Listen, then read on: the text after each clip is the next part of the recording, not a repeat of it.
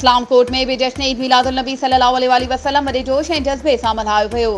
मज़हबी जमात जे तरफ़ां शहर जे अंदर जश्न ईद मिलादुल नबी जे सिलसिले में रैली कढी वई।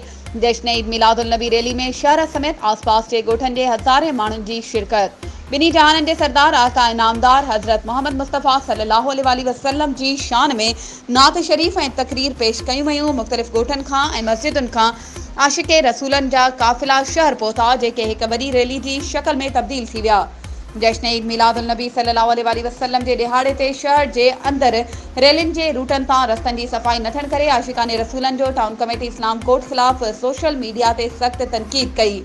जश्न ईद मिलादुल नबी सल्लल्लाहु अलैहि वसल्लम जी आमद जे ॾिहाड़े ते निकितल रैली खे पुलिस सिक्योरिटी फ़राहम कई वई। वधीक ख़बरुनि ऐं अपडेट्स जे लाइ असांजे चैनल खे सब्सक्राइब कयो ऐं हा, बेल आइकन खे प्रेस करणु न विसारिजो त जीअं असांजी हर नई अचण वारी वीडियो तव्हां ताईं पहुची